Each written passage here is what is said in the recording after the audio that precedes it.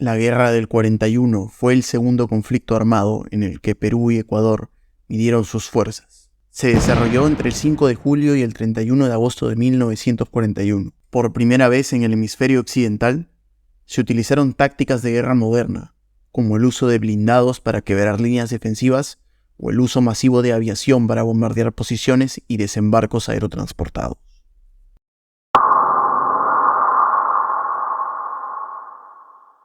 El conflicto tuvo su origen en el reconocimiento de la Real Cédula de 1802, que otorgaba el territorio mostrado en pantalla al Virreinato del Perú y lo separaba de la jurisdicción de la Real Audiencia de Quito.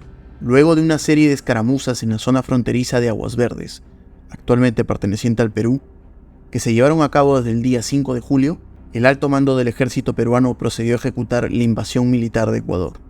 Empezó entonces la batalla de Zarumilla.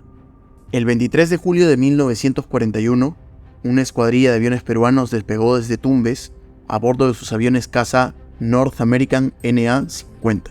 La misión consistía en bombardear el puesto ecuatoriano de Quebrada Seca, donde el ejército ecuatoriano había concentrado el grueso de su artillería antiaérea y colocado ametralladoras.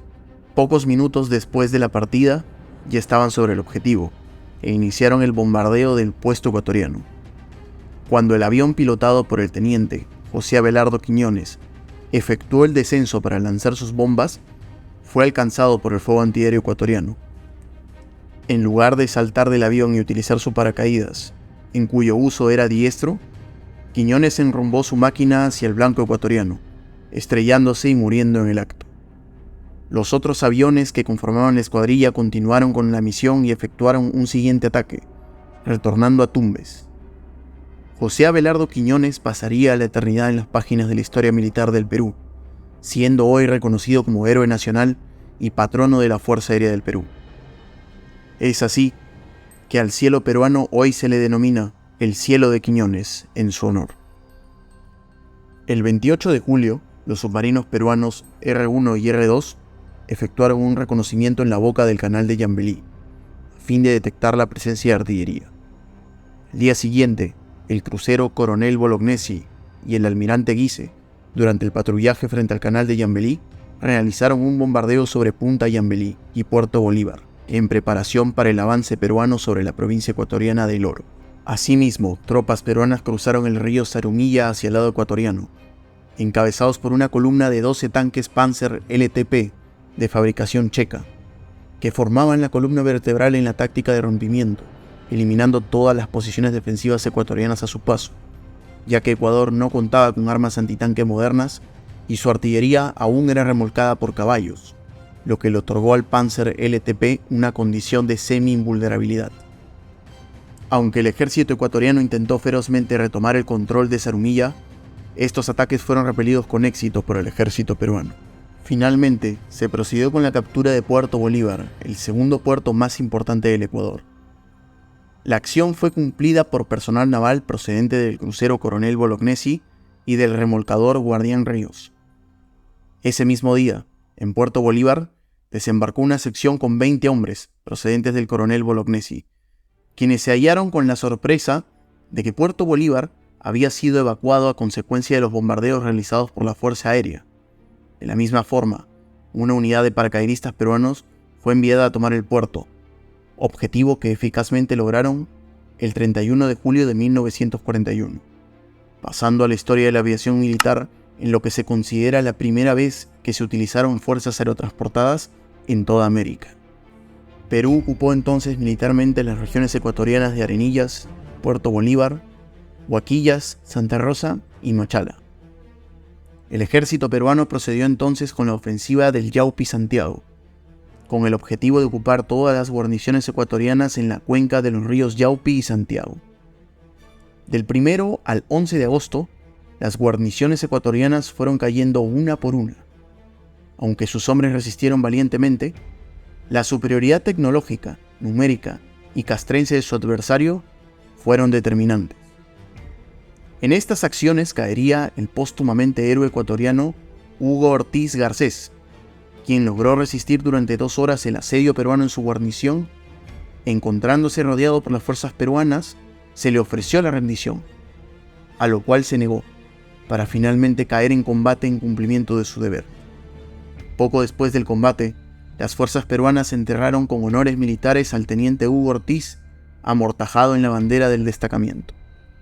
Para fines de agosto de 1941, Perú ya ocupaba militarmente las provincias y cantones de El Oro y Puerto Bolívar. De tal manera, inició el bloqueo de Guayaquil, principal puerto comercial y base naval del Ecuador.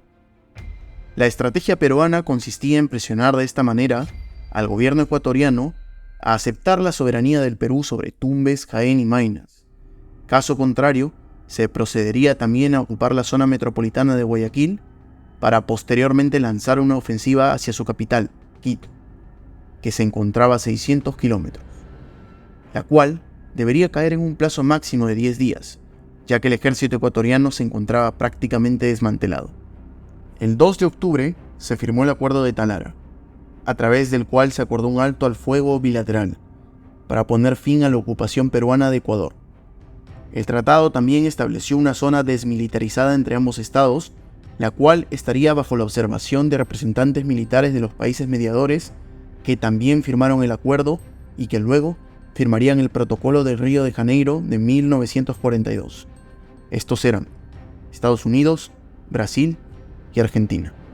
La derrota ecuatoriana se debió principalmente a su escasa preparación militar y pocos recursos. Ecuador no contaba con una marina de guerra en condiciones, ya que sus pocos buques eran barcos mercantes con armamento improvisado, algunos con más de 50 años en servicio, y ya para la época quedaron obsoletos. A su vez, no contaban aún con una fuerza aérea instituida, y en tierra carecían de armamento pesado.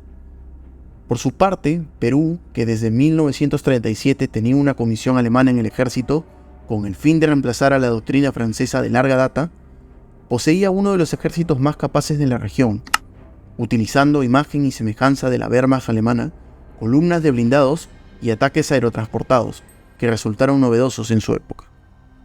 Con respecto a la motivación económica de la guerra, algunas fuentes señalan que la guerra se dio debido a los intereses de dos de las más grandes compañías petroleras del mundo en ese entonces, la Royal Dutch Shell de Inglaterra, que operaba en Ecuador, y la Standard Oil de Estados Unidos, que operaba en el Perú.